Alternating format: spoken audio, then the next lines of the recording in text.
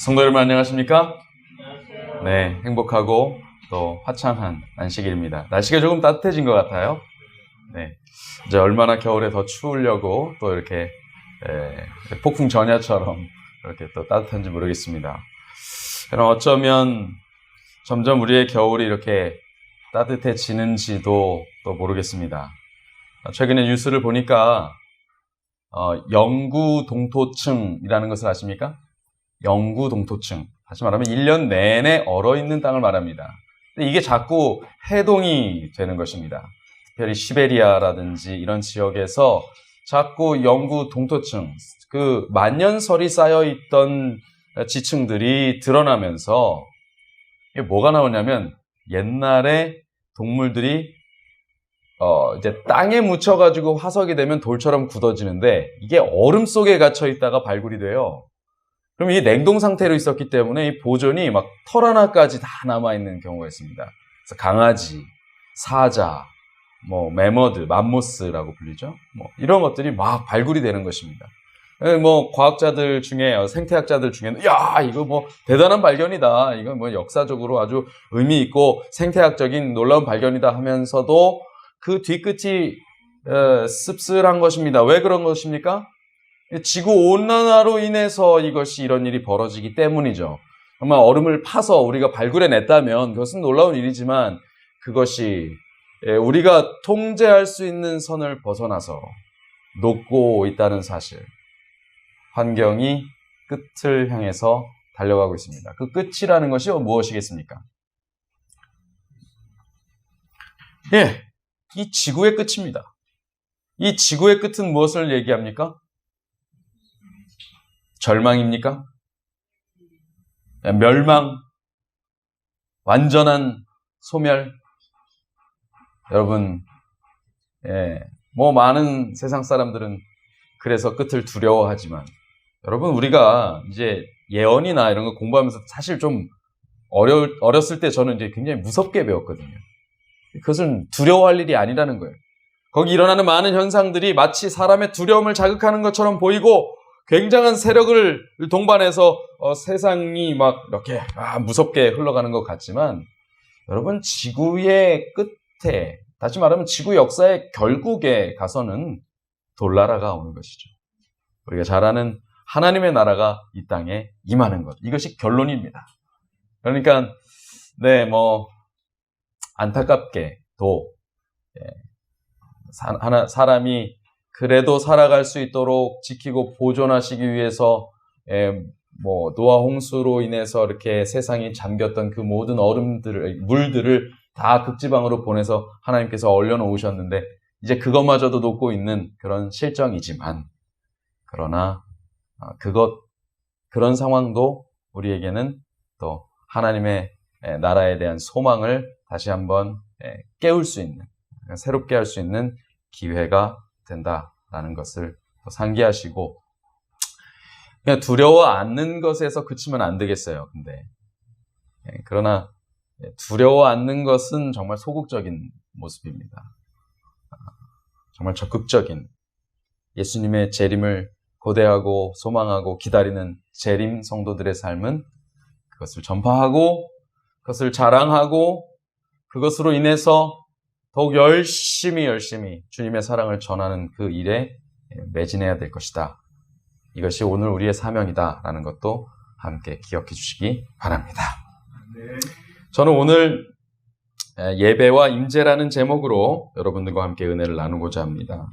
예배 전에 잠시 소식을 전하면 여러분 이연임 집사님의 모친이신 여점례 어머님의 장례식이 진행 중입니다, 지금. 그래서 오늘 아침까지 이제 진행이 되는데, 그것이 잘 진행되고 마무리될 수 있도록, 그리고 그 가운데에서 정말 큰 하나님의 감동하심이 함께 하시기를 여러분 기도해 주시기 바랍니다. 그리고 다시 한번, 가산 외국인교회 김종근 목사님의 소식을 전합니다. 입원을 하셨고요.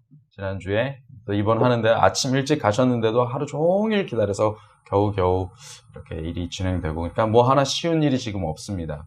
그리고 그분의 상태 또한 희망적이다라고 말하기 어려운 상황입니다. 여러분들 많은 기도를 바라고요.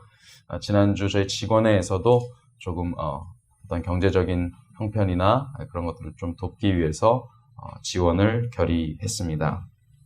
여러분 함께 기도해 주시기 바랍니다. 그리고 연합회 총회가 12월 6일에 있습니다. 새로운 지도자가 선출되고 또 새로운 리더십이 구축될 때에 하나님께서 이 마지막 시대를 위해서 꼭 필요한 일꾼들을 세워주시기를, 또 그런 계획들이 세워지기를 여러분 기도해 주시기 바랍니다. 이제 말씀을 시작하면서 여러분, 사람은 가만히 보면 뭔가를 자꾸 의지해야 된다는 생각이 들어요. 의지를 해야만 하는 동물인 것 같습니다. 존재인 것 같습니다. 그래서 뭔가를 섬겨야 되거나 뭔가에 기대야 되는 것이죠.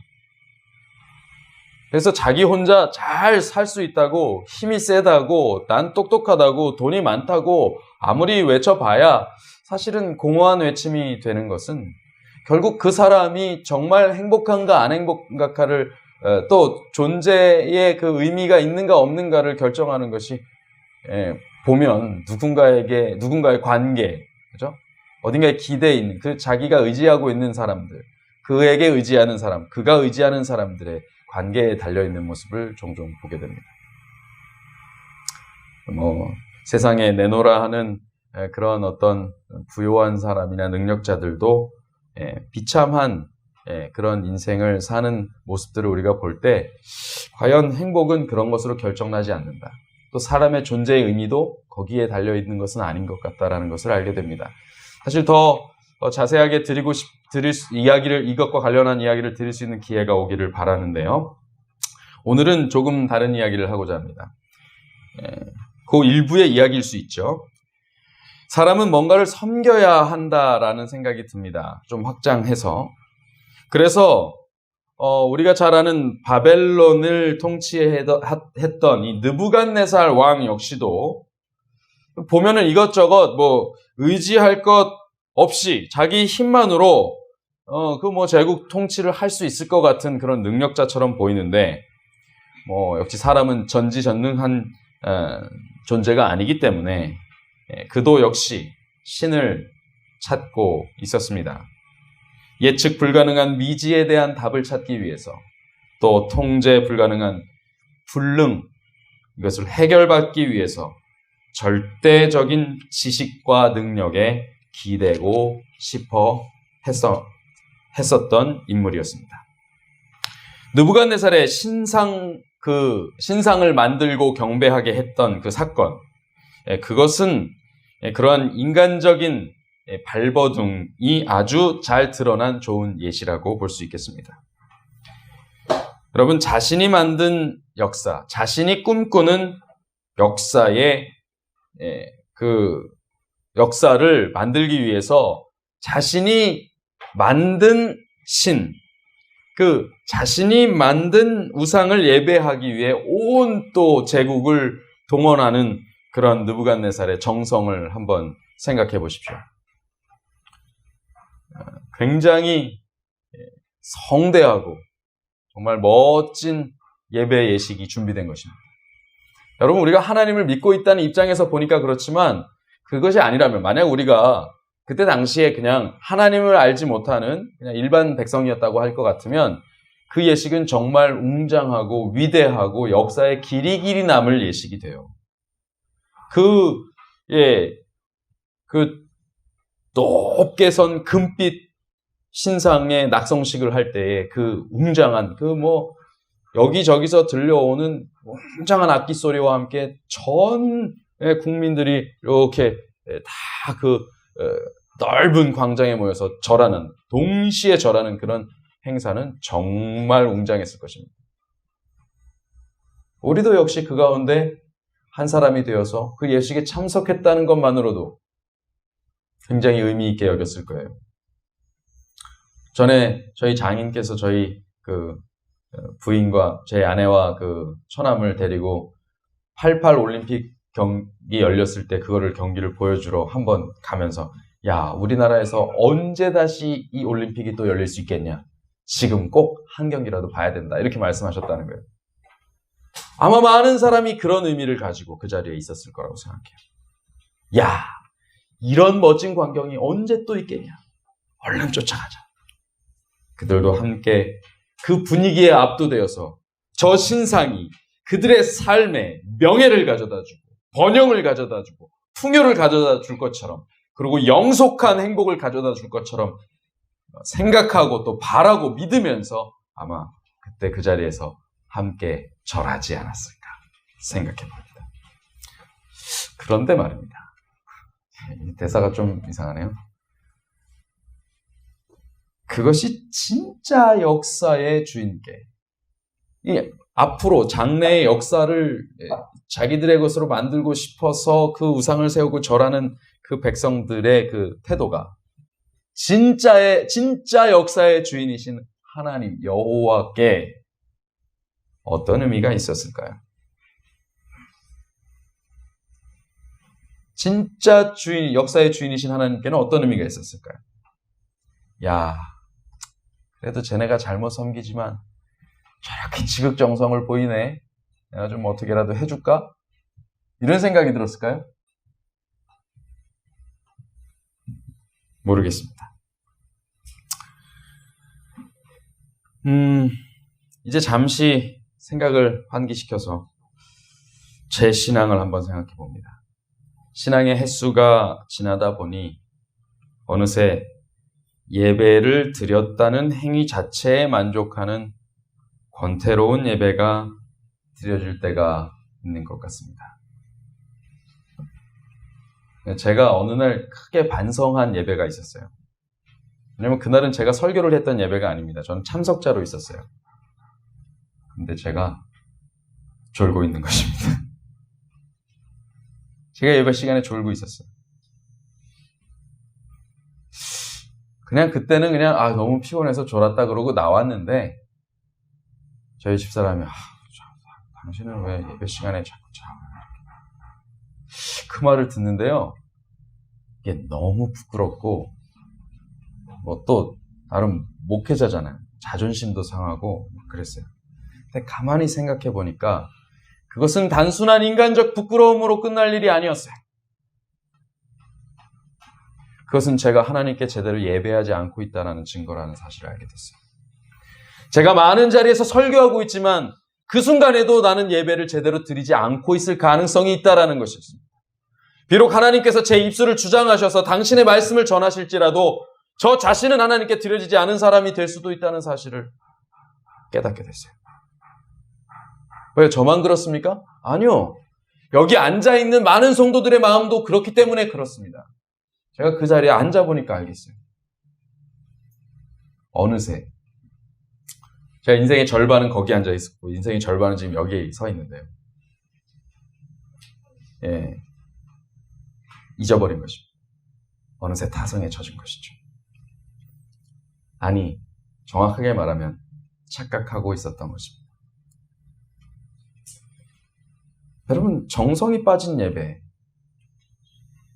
진심이 빠진 예배, 제 자신이 온전히 일치된 예배를 드리지 않는 그 예배, 이것은 과연 이 예배의 주인이신 하나님께 어떤 의미가 있을까요? 야야, 그래도 니네들 자리에 와서 앉아있으니 참 고맙다. 그래, 이럴까요?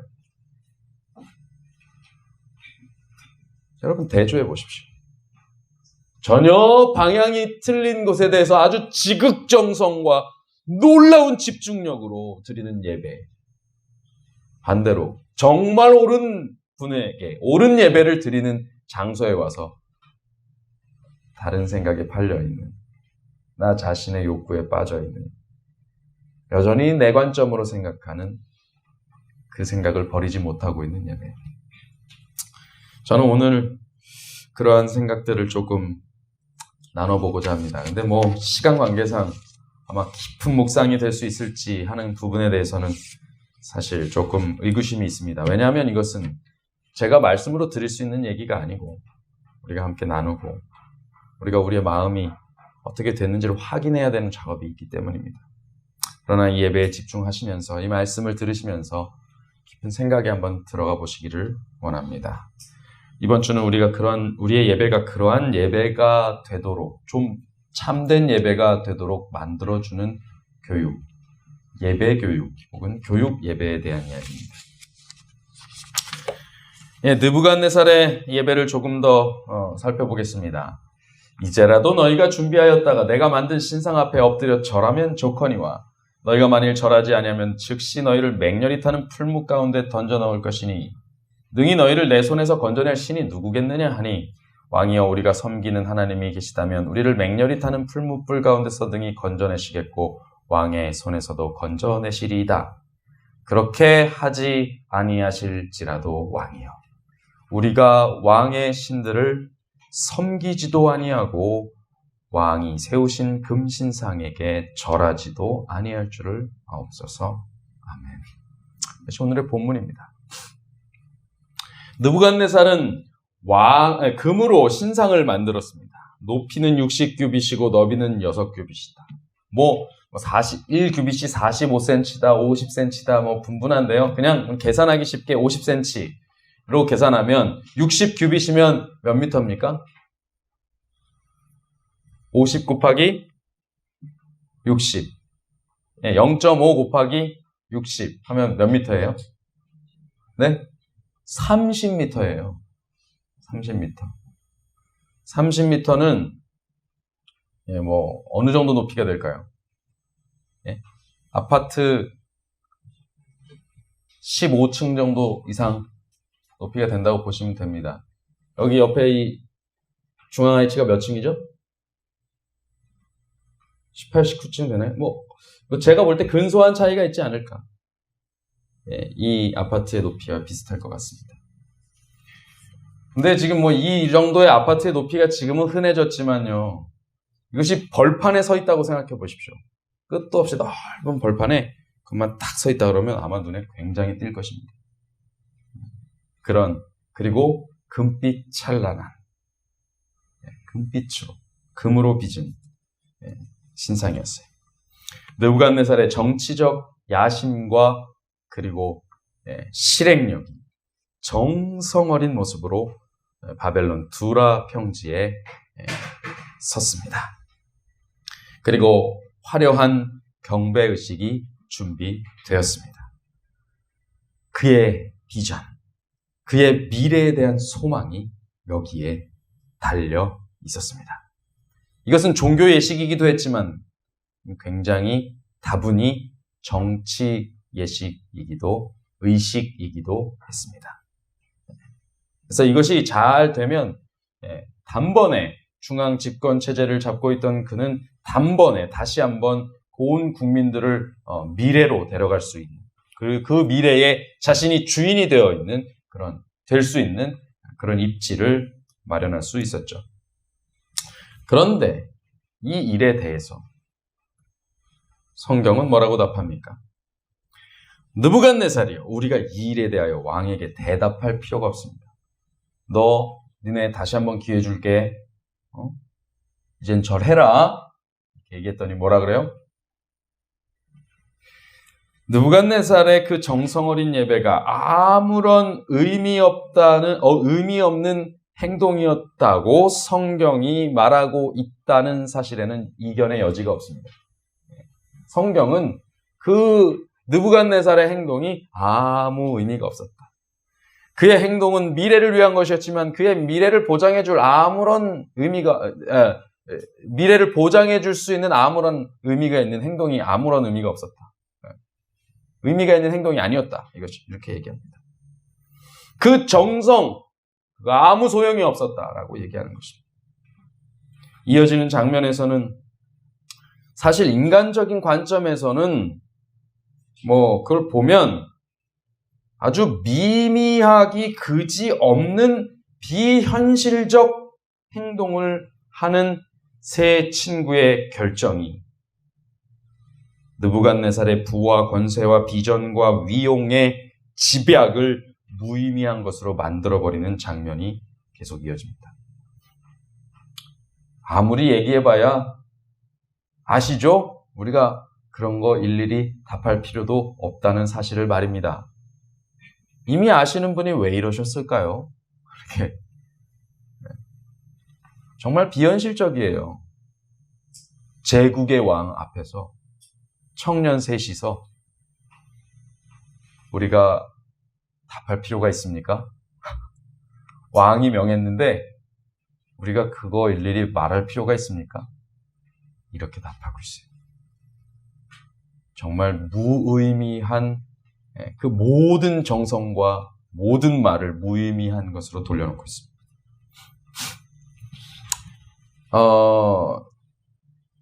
느부갓네살의 이렇게 해서 결국 절을 하지 않죠.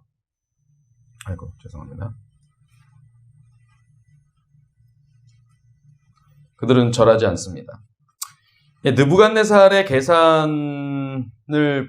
느부갓네살은 참 계산을 많이 했던 것 같아요. 이것을 통해서 자기가 얻고자 하는 것이 무엇인지를 많이 이렇게 담아내도록 계산을 했어요. 그래서 이것을 굉장히 멋있게 단장하고 꾸몄습니다. 그것은 굉장히 멋있는 일이었어요.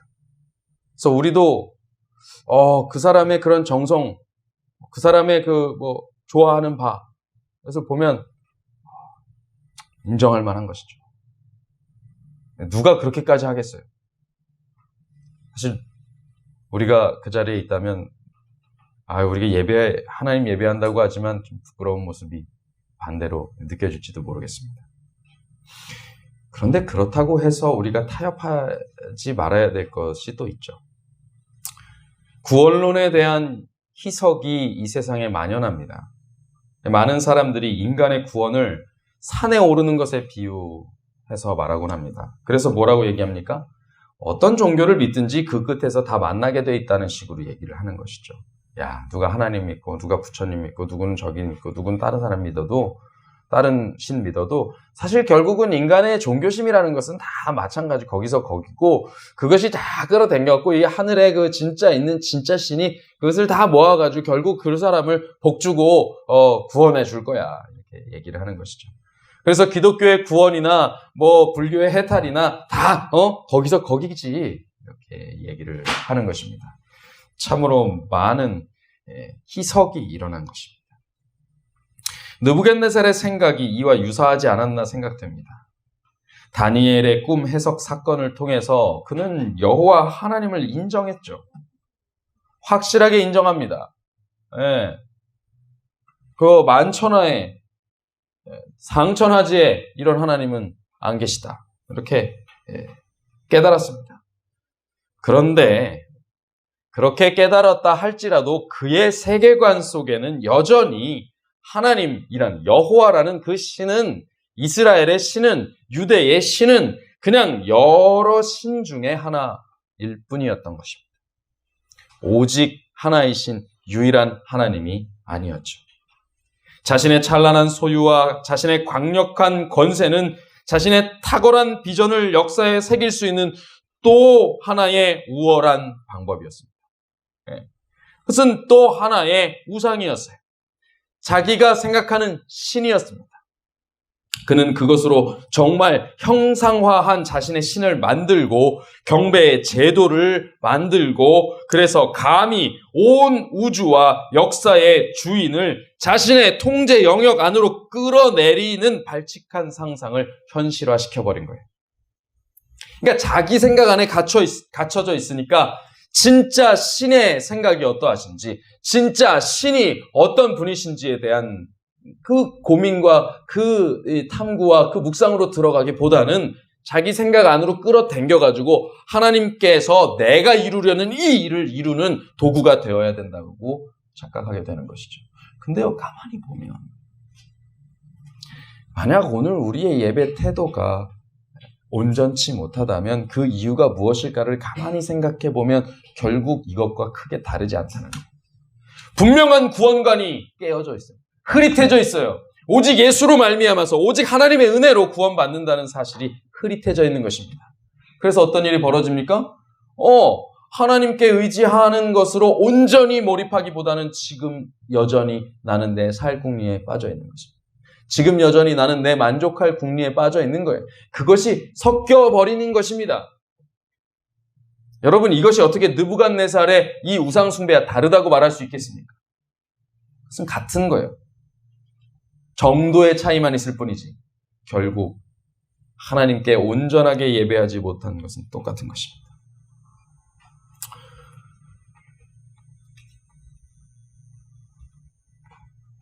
새 친구의 답변을 보십시오. 우리가 왕이 세우신 금신상에게 절하지도 아니할 줄을 아옵소서. 알고 계시죠? 우린 절 안 하는 거. 다니엘의 새 친구가 이 왕 앞에서 두려움 없이 저 말을 할 수 있었던 이유는 무엇일까요?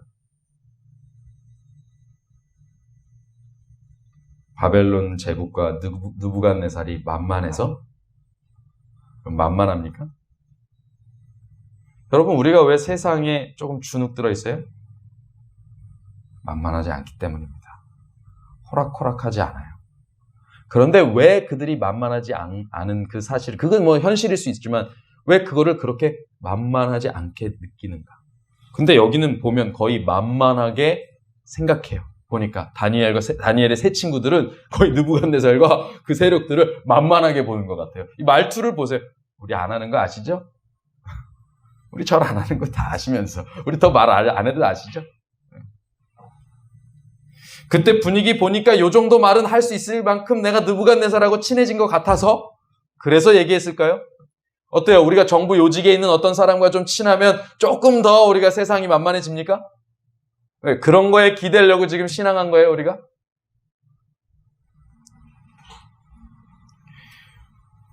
반대로 이것도 저것도 이런 눈치고 저런 눈치고 없이 그냥 맹목적인 믿음을 가지고 있는 그냥 바보 천치들이라서 그냥 안 할 건데요? 안 할 거예요. 무조건 우긴 거예요? 그들이 다른 많은 유대인들도 역시 그 옆에서 신실하다고 했던 유대인들도 머리를 숙이고 절을 했을 그런 자리에서 이렇게 정말 3명만 삐쭉 서 있는 이 돌출 행동을 할 수 있게 된 이유에는 여러분 그들의 유난스러운 성격이나 혹은 혹 여유로울 수 있는 심리가 반영된 것이 절대 아닙니다. 그거하고는 관계가 없어요. 그것을 유난한 성품이다라고 말하면 그럴 수는 있을지 모르지만 그들이 그냥 되먹지 못해서 고집불통에 아집스러운 인간이어서 그런 것이 아닙니다. 여러분, 이 세 청년이 거기에 서 있을 때 그 두려움이 어땠겠어요? 여러분 생각해 보십시오. 그거는 이제 나 한번 개겨볼래 이런 수준으로 이겨낼 수 있는 상황이 절대 아니에요. 남자분들 군대 가보셔서 알죠?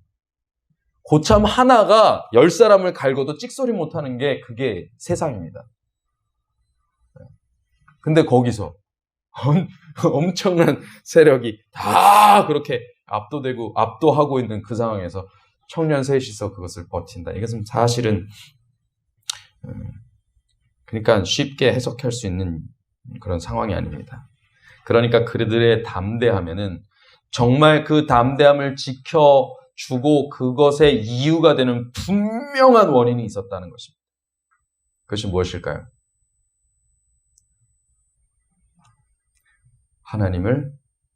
참 하나님을 참되게 아는 지식이 그들에게 있었습니다. 그들은 하나님께 어떻게 하는 것이 예배하는 것인지, 내가 지금 어떤 행동을 하는 것이 하나님께 대한 참 예배인지를 알고 있었어요. 지금 이 경배의 순간은, 지금 저렇게 하는 순간은 저것은 경배의 문제가 왔다 갔다 하는 순간이라는 것.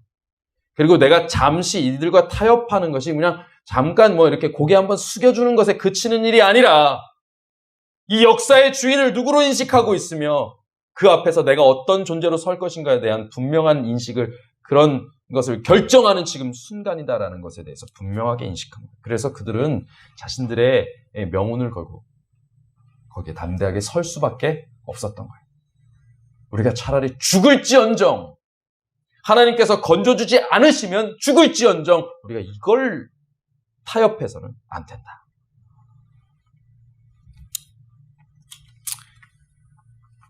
그런데 그런 지식은 어디로부터 왔습니까? 그런 믿음은 어디로부터 온 것일까요? 저는 이제 교육에 대한 이야기를 좀 하려고 합니다. 이 말씀 함께 보겠습니다. 시작. 여호와의 영예와 그의 능력과 그가 행하신 기이한 사적을 후대에 전하리라. 어디로부터 왔어요? 그냥 땅에서 솟아났습니까? 하늘에서 뚝 떨어졌어요? 그들의 믿음이란 것은 전혀 밑도 끝도 없는 것이었습니까? 아니요. 그들의 믿음은 선대로부터 온 것이었습니다. 그리고 그들의 믿음이 후대인 지금 우리에게도 전달되고 있습니다. 근데 보시면 알죠. 그 당시에 유대인들은 선대가 없는 사람들이었어요. 배움이 없었을까요? 하나님께 대한 지식이 그들에겐 전달이 안 됐을까요?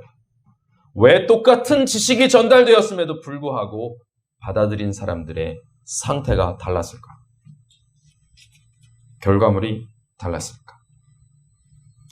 물론 하나님을 아는 지식은 1차적으로 성경에 기반을 둡니다. 그러니까 성경을 잘 보는 것은 하나님을 아는 지식을 익히는 첫 번째 방법이에요. 그것은 재론의 여지가 없죠. 그렇죠? 그러나 이 성경은 단순히 정보적인 지식으로만 하나님을 알라고 말하지 않습니다. 그것은 인간의 방법이에요. 입시에 쩔어 있는 소위 우리는 성경을 또 그런 식으로 분석할지 모르지만 정보를 가지고 정보를 얻으려고, 그러나 성경은 우리에게 그 정보만 얻으라고 주어진 책이 아니다라는 사실입니다.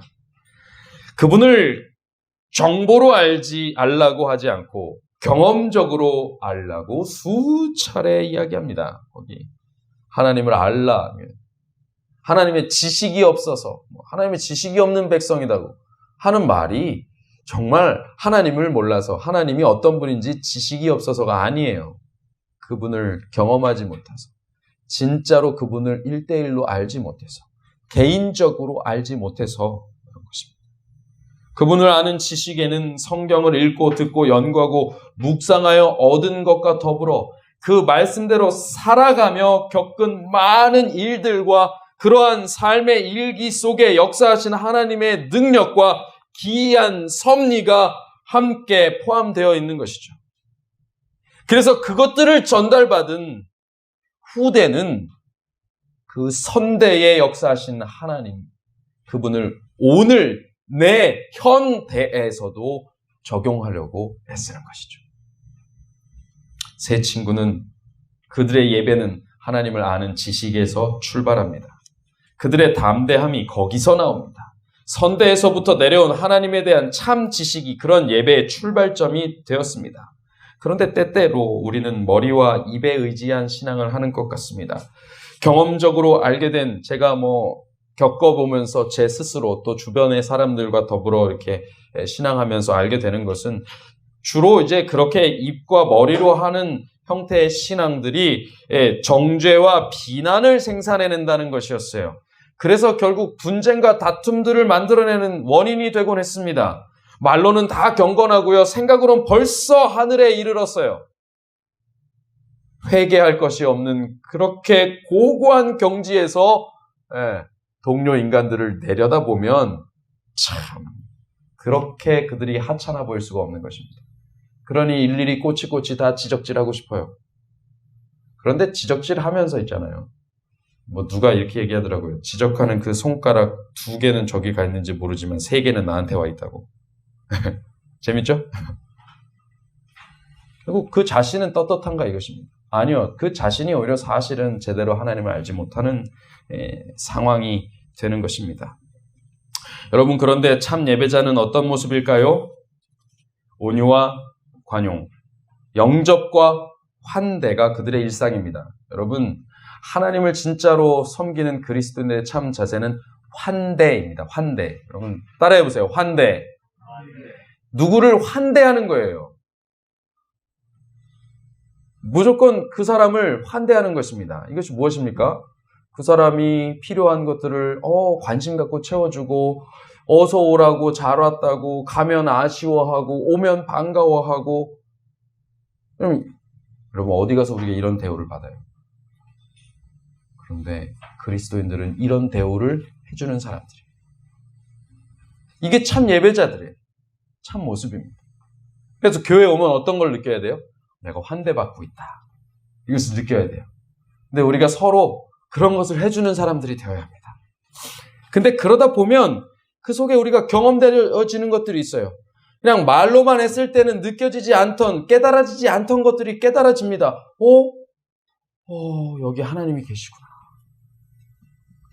이것이 하나님께서 하라고 하셨던 예배 속의 교제가 이런 것이었구나 하고 깨닫게 되는 거예요. 여러분, 저는 이것이 참된 알미라고 생각합니다. 그런 사람들의 근처에는 평화가 흐르고 화목이 지적입니다. 어린 아이들은 그곳에서 안정을 느끼고 참 행복의 본을 봅니다. 그렇게 하나님에 대한 참 지식이 후대로 전해집니다. 여러분, 만약 자녀가 크면서 말을 잘 안 듣는다면 하나님 앞에서 완고했던 나의 과거를 돌아봐야 합니다. 말을 지독하게 안 들어요. 내 멋대로만 해요. 자녀가 크면서 교회를 떠나려 한다면 교회를 출석하면서 보인 나의 이중적인 태도와 행동을 그걸 회개해야 합니다. 내가 여태까지 말은 그렇게 해놓고 실제로 하나님을 몰라서 어긋 행동했던 것들이 너무 많다는 거예요. 여러분, 이거 별거 아닌 것 같죠? 이건 내 원래 성격이야. 아니요. 여러분, 제가 이런 표현 좀 어떨지 모르겠지만 어디 감히 하나님 앞에 성격 부립니까? 이렇게만 말해도 사실은 우리가 얼마나 잘못하고 있는 건지 느껴져요. 아니, 우리가 어디 사회에 나가서 자기 윗사람한테 그렇게 성격 부립니까? 그런데 하나님 앞에 오면 내 성격대로 자꾸 하려고 그래요. 그걸 우습게 봐요. 쉽게 봐요. 그러니까 그것이 얼마나 우리의 구원관이 틀어져 있는 것입니까? 하나님께 대한 지식이 얼마나 잘못되어 있는 거예요. 그러니까 그런 부분에 대해서 명확하게 느낀 사람마다 하나님 앞에서 절대로 하나님께서 하라고 하시는 말씀대로 해야 되겠다라는 겸손 안에 들어가는 것이죠. 그것은 후대로 이어지게 됩니다. 이스라엘 백성이 하나님 앞에 열심히 특심하다고 할지 모르겠지만 그 주변 민족들의 종교심도 사실은 대단한 거였어요. 그들은 신의 노여움을 달래고 신의 은총을 구하기 위해 상상 그 이상의 행위, 심지어 자식을 바치는 행위도 서슴지 않았습니다. 여러분, 대단한 종교심이에요. 그래서 참 하나님을 섬기는 참 예배는 그런 거짓 예배로부터 히브리 민족들의 예배를 보호해야 되는, 히브리 민족들을 보호해야 되는 중요한 방편 중에 하나이기도 했습니다. 근데 보면 지금 우리 교회 안에서도 여전히 있는 사람, 없는 사람, 생긴 사람, 못생긴 사람, 공부 잘하는 사람, 못하는 사람, 한 사람, 아닌 사람. 여러분, 이거 이렇게 구분하고 이렇게 한다면 세상하고 똑같은 거잖아요. 여러분, 우리의 예배는 이거를 방지해. 이거로부터 우리를 지켜야 돼요. 하나님의 품성만 온전히 전달돼야 돼요. 그러니까 입으로 하고 머리로만 해서는 안 돼요. 여기 입으로 하고 머리로만 하면요, 하나님의 말씀 중에 진멸하라 이런 표현 무지기수로 나오지 않습니까? 그러면 그렇게 우리가 그걸 하려고 들어요. 이런 문제가 발생하고 큰일이 납니다. 우리의 예배가 어떻게 참 교육이 될 수 있을까? 우리의 교육이 어떻게 참 예배가 될 수 있을까? 생각해 봅니다. 교육, 문화, 정치, 경제, 건강, 그 어느 것이 우리가 세속과의 교류 없이 가능하겠습니까? 우리는 다 그 속에 살아가고 있습니다. 너무도 세련되고 탁월해 보이는 물건이 손에 들렸는데 그 포장지를 어떻게 안 뜯고 버틸 수가 있겠어요? 너무 멋있어 보이면. 그 가운데서 어떻게 성경의 지식이 고지식하고 고리타분한 것으로 보이지 않을 수 있겠습니까?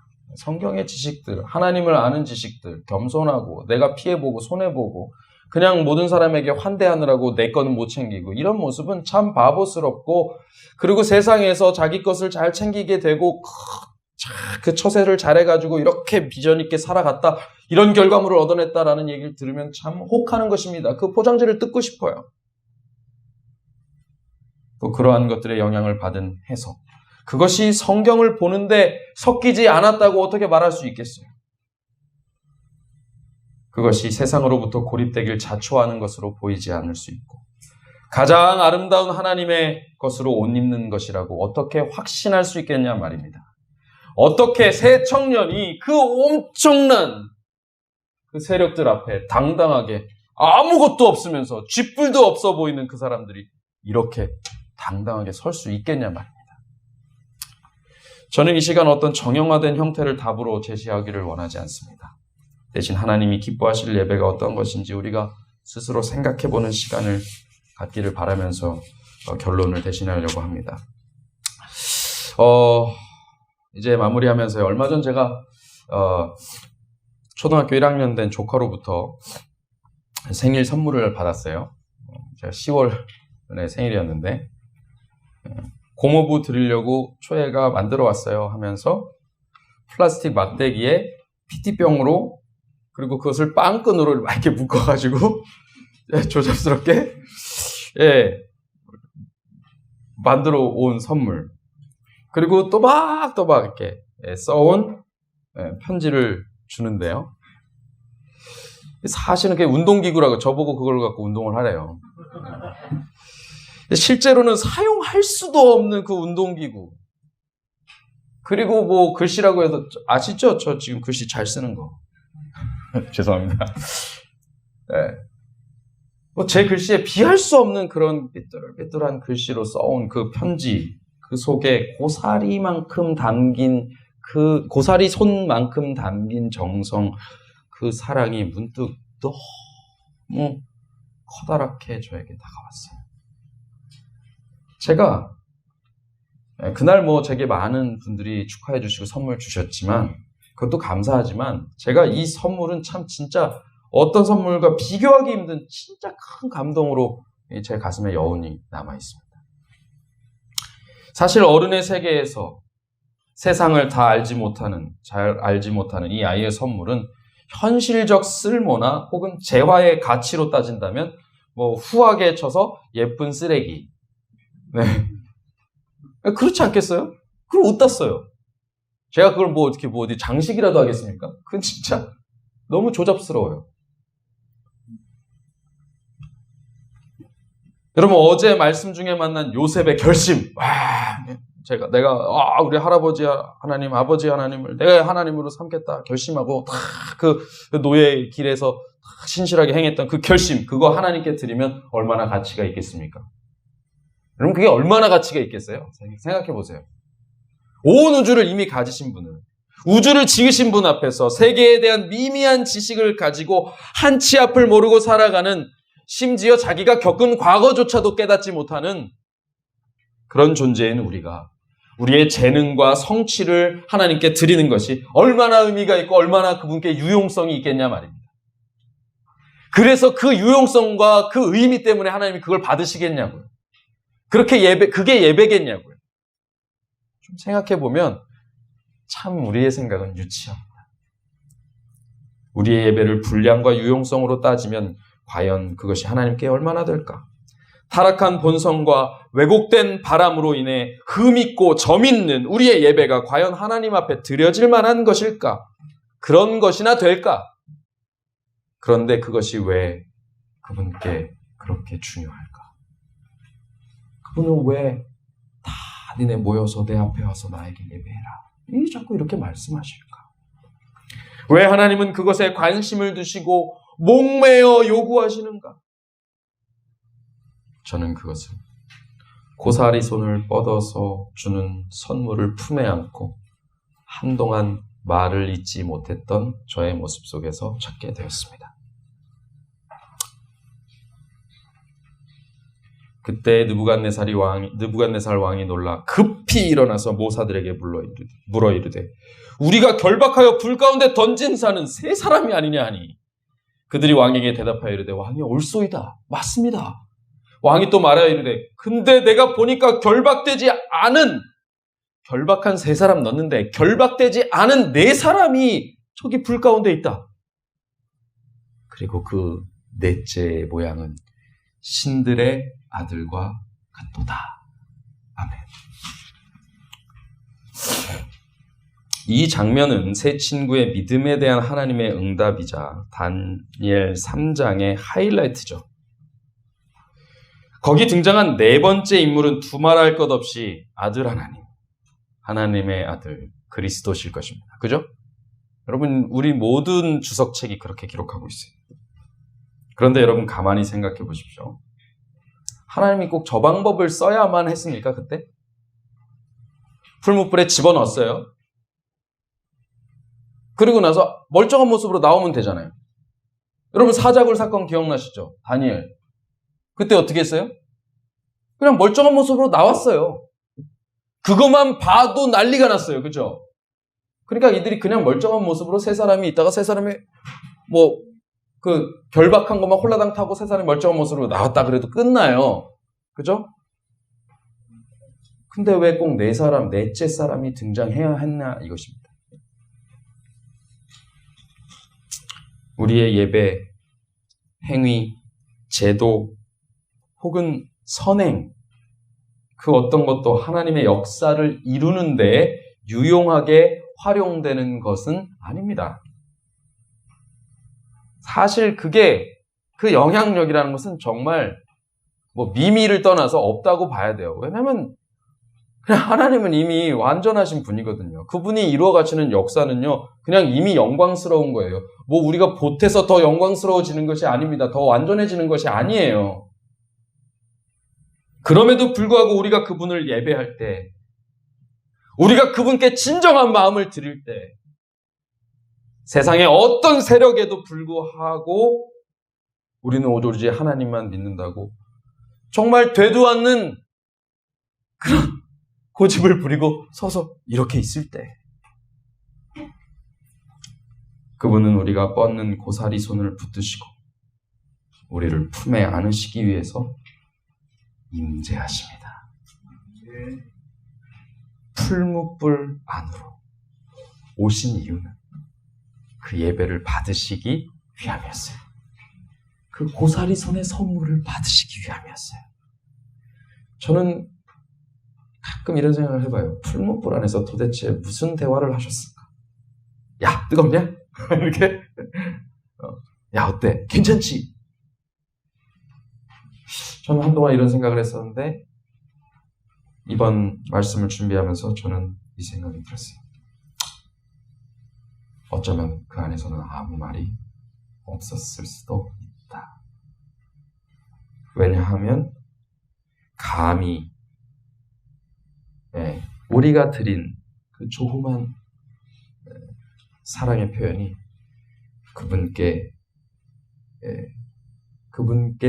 그분의 지극하신 사랑을 자극하고, 그래서 그분이 그 자기의 사랑에 감동되셔서 말을 잇지 못하고 계셨을 것이다 라는 것이었습니다. 오늘 우리가 드리는 예배 가운데 임재하셔서 우리가 뻗는 손을 꼭 붙잡고 가슴에 이렇게 품으시면서 말을 잇지 못하고 계시는 그리스도를 여러분 꼭 만나게 되시길 바랍니다. 그분은 우리의 그러한 예배를 받으시기를 원하십니다. 어떤 예배 우리가 드려야 할지 우리가 더 깊이 생각해 봅시다. 말씀을 마치겠습니다.